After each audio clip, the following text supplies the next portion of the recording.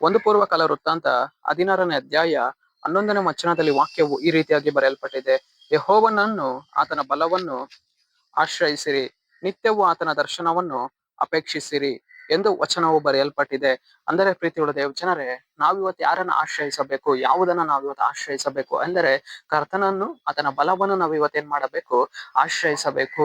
ನಾವು ಇವತ್ತು ನಮ್ಮ ಜೀವಿತದಲ್ಲಿ ನಾವು ಇವತ್ತೇನ್ ಮಾಡುವುದಿಲ್ಲ, ಕರ್ತನನ್ನು, ಆತನ ಬಲವನ್ನು ನಮ್ಮ ಜೀವಿತದಲ್ಲಿ ಸರಿಯಾಗಿ ಆತುಕೊಳ್ಳುವುದಿಲ್ಲ, ಅದರ ಮೇಲೆ ಭರವಸೆ ಇಡುವುದಿಲ್ಲ, ಅದರ ಮೇಲೆ ಆಶ್ರಯನ ನಾವು ಪಟ್ಟುಕೊಳ್ಳುವುದಿಲ್ಲ.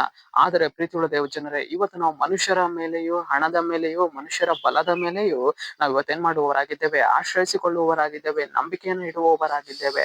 ಆದರೆ ನಾವು ಇವತ್ತು ಯಾರ ಮೇಲೆ ನಂಬಿಕೆಯನ್ನು ಇಡಬೇಕು, ಯಾವುದನ್ನ ಆಶ್ರಯಿಸಿಕೊಳ್ಳಬೇಕು, ದೇವರ ಹಸ್ತವನ್ನು ನಾವು ಇವತ್ತು ಆಶ್ರಯಿಸಿಕೊಳ್ಳಬೇಕು. ಪ್ರೀತಿಯುಳ್ಳ ದೇವಜನರೇ, ಇವತ್ತು ನಮ್ಮ ಜೀವಿತದಲ್ಲಿ ಎಂಥದೇ ಒಂದು ಪರಿಸ್ಥಿತಿಗಳು ಹೋರಾಡಿಕೊಂಡಿರಬಹುದು, ಒಂದು ಕಣ್ಣೀರಿನ ಪರಿಸ್ಥಿತಿ ಹೋರಾಡಿಕೊಂಡಿರಬಹುದು, ಒಂದು ಸಾಲದ ಪರಿಸ್ಥಿತಿ ಹೋರಾಡಿಕೊಂಡಿರಬಹುದು, ಒಂದು ರೋಗದ ಪರಿಸ್ಥಿತಿ ಹೋರಾಡಿಕೊಂಡಿರಬಹುದು.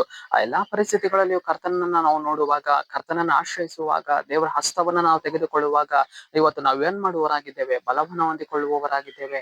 ಅಷ್ಟು ಮಾತ್ರವಲ್ಲ, ಪ್ರತಿನಿತ್ಯವೂ ನಾವೇನ್ ಮಾಡಬೇಕು, ಆತನ ದರ್ಶನವನ್ನ ಅಪೇಕ್ಷಿಸಬೇಕು, ಆತನ ದರ್ಶನವನ್ನ ಕುತೂಹಲದಿಂದ ಬಯಸಬೇಕು.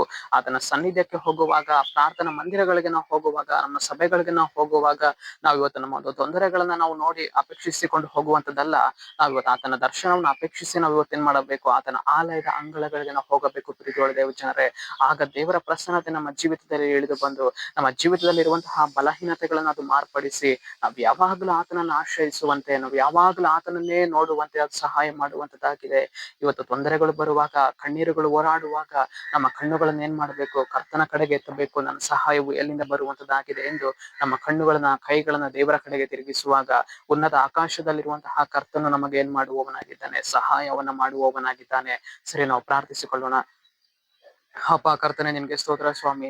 ಈ ಮುಂಜಾನೆಗಳಲ್ಲಿ ದೇವರೇ, ಈ ವಾಕ್ಯ ಭಾಗ ಸಂದೇಶವನ್ನು ನೋಡುವ ಜನಗಳನ್ನು ಸಂಧಿಸು ಅಪ್ಪ. ನಿನ್ನ ಜನರ ಜೀವಿತದಲ್ಲಿ ನಿನ್ನ ಕಾರ್ಯವನ್ನ ಮಾಡಿ, ನಿನ್ನ ಜನರು ಯಾವಾಗಲೂ ಕುತೂಹಲದಿಂದ ನಿನ್ನ ದರ್ಶನವನ್ನ ಅಪೇಕ್ಷಿಸುವಂತೆ, ಯಾವಾಗಲೂ ನಿಮ್ಮನ್ನ ಆಶ್ರಯಿಸಿಕೊಂಡು ನಡೆದಾಡುವಂತೆ ಸಹಾಯ ಮಾಡ್ರಿ. ಅದಕ್ಕಾಗಿ ಸ್ತೋತ್ರ. ನಜರೇತಿನ ಯೇಸುವಿನ ನಾಮದಲ್ಲಿ ಕರ್ತನೆ, ಆಮೆನ್, ಆಮೆನ್.